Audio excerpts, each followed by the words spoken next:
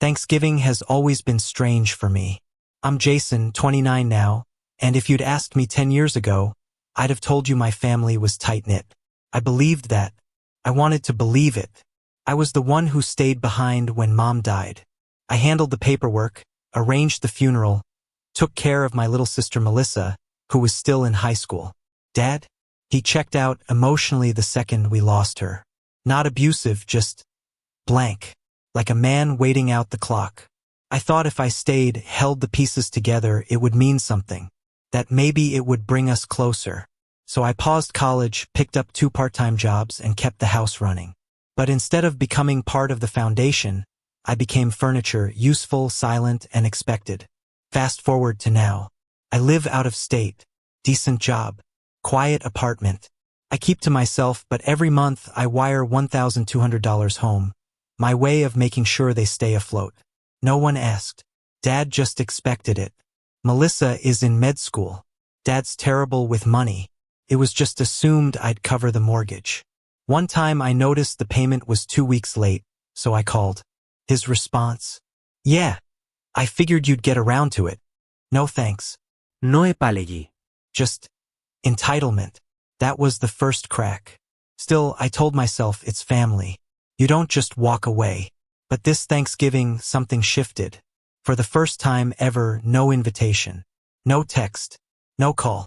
Not even a lazy hope to see you, from Melissa or my stepmom, Karen. Yes, her actual name is Karen, go figure. I convinced myself it was an oversight. Maybe they assumed I'd show up anyway. So I booked a flight, packed light, and even brought Karen one of those overpriced candles she loves. The kind that makes my wallet wince. I just wanted to be wanted. I wanted to believe that maybe, deep down, they'd missed me. My flight landed early on Thanksgiving morning. I rented a car. Didn't want to be a burden. The house was already full when I pulled up. An ex wrote, "He's the most responsible person I've ever known." And then came the truth bomb from my cousin Tim. Maybe ask yourself why your brother paid your bills, mortgage, and kept your house running, while being told he wasn't part of the family. Dozens of likes. Melissa deleted the post an hour later, but the illusion shattered. Then Tim messaged me privately. You still paying their utilities? Utilities. Είδε φουργούτεν. Electric. Water. Internet.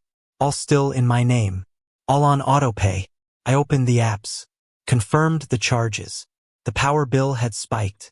A hot tub. They'd installed a hot tub. I clicked cancel service. One by one. Electricity. Gas. Internet. Water. No rai. No revenge. Just release. Karen texted the next day. Wi-Fi's down. Can you check? I didn't answer. I booked a cabin. No cell service. Just books, a fire, and peace. When I got back, my phone was a war zone. Voicemails. Emails. More posts. Melissa went public again. Called me out by name. My brother cut us off. Canceled the mortgage. Shut off utilities. We're sitting here in coats and blankets while he enjoys his peace. Then the photo. The family bundled up, cold and miserable. The caption, "But hey, at least he's happy." And yet, something shifted. People pushed back. Tim again. You don't get to throw someone away and expect their loyalty. That comment?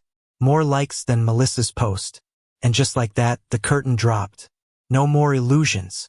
Just truth. And for the first time in my life, I didn't feel guilty for walking away. The bank called the next day. Turns out Dad hadn't made a mortgage payment in 3 months. He'd relied entirely on me. When they asked if I wanted to refinance in my own name, I laughed. Genuinely laughed. Then declined. Karen emailed the next morning. It started gentle. Your father feels terrible. Then came the pivot. We're in a tough spot. If you could just help this one last time. Melissa followed with venom. So you're really going to let the house go? You're being petty. I saved her message in a folder I'd just created. I called it closure. Not for revenge, just a reminder. A record of how they saw me, not as family but as funding. By the end of the week, the group chat was silent. Until my phone buzzed with a voicemail. From someone I never expected.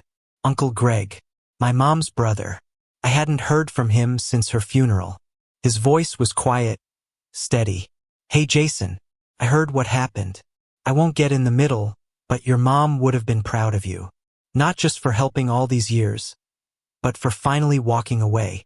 I sat with that voicemail for a long time, and that's when I made the decision I wasn't stepping back. I was stepping away, for good. But Melissa wasn't done. I found out from an old high school friend. Hey, is everything okay with your family? Melissa's post was intense. I logged onto Facebook for the first time in months. There it was. A long, dramatic rant about betrayal, lost homes, and someone using money as a weapon. A vintage Christmas photo with me in it. 17, smiling, back when smiles weren't forced. The comments were brutal. Who could do that to their own family? Some people only care about money. They had rewritten the story and cast me as the villain. But not everyone bought it. A former coworker commented, "Didn't Jason pay their mortgage for years?" I didn't respond. I just sat in that quiet hotel room sipping burnt coffee from a paper cup, watching the chaos unfold from the sidelines. By mid-morning, panic had replaced confusion. Melissa demanded answers. Karen deployed guilt. "We didn't mean to hurt your feelings. Dad, just one line. You're blowing this way out of proportion." That one hit harder than expected. Not because it was cruel, but because it was so familiar. I'd been shut out of my own home, told I wasn't family. And somehow I was still the problem. I didn't reply, because I knew how this went. If I spoke, I was dramatic. If I stayed quiet, I was passive-aggressive. If I walked away, I was abandoning them. So instead, I forwarded the mortgage account details to their shared email. "Hi. Effective immediately, I will no longer be covering the mortgage or any household expenses. The property remains in your names. All future payments are your responsibility. Wishing you the best, Jason." No venom, no sarcasm, just facts. That silence? It hit them harder than any words could. Melissa tried again, this time pretending to care. "Can we please talk? I don't want to fight." Followed by, "You know Dad didn't mean what he said. It was a joke. But Dad doesn't joke. Not like that. Not ever. If he said I didn't belong, he meant it. And if Melissa said I made things weird, she meant that too. Truth is, I think they've always seen me that way, an outlier. Quiet. Observant. I didn't laugh at their mean-spirited jokes or drink until I forgot how unhappy I was. I used to think I was the broken one. Now I know I was just the only one who grew up. That evening, I took a walk through a park near the hotel.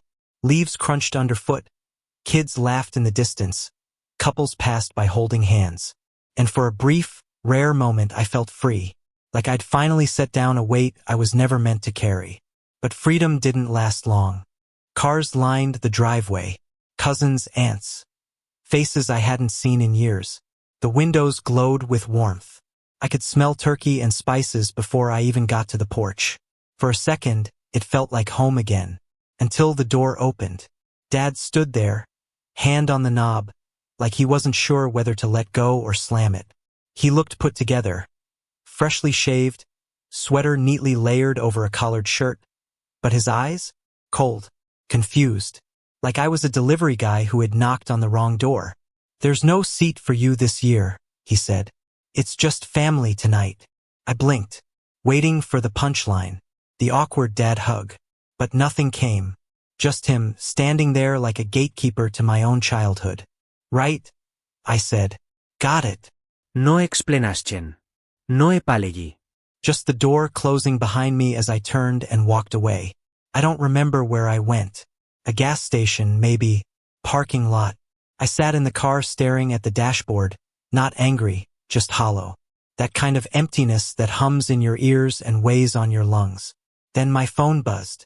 "Melissa, don't take it personally. You always make things weird." That's when the second crack splintered into something deeper. It wasn't rage. More like a quiet collapse. A final beam giving out after years of silent strain. I opened my banking app. The mortgage payment, scheduled for the next day, was still pending. I set it early, like always, just to be safe. My thumb hovered over the cancel transfer button. I pressed it. Then I transferred the money back into my personal savings. That night, I ordered room service at a hotel 2 cities away, and, for the first time in months, I slept like a baby. The storm arrived in the morning. Karen. Missed calls. Voicemails. Then Dad. Then Melissa. Then the group chat, dormant for weeks, lit up like a 5-alarm fire. Jason. Did you cancel the mortgage payment? Call me now. This isn't funny. We're getting notices from the bank.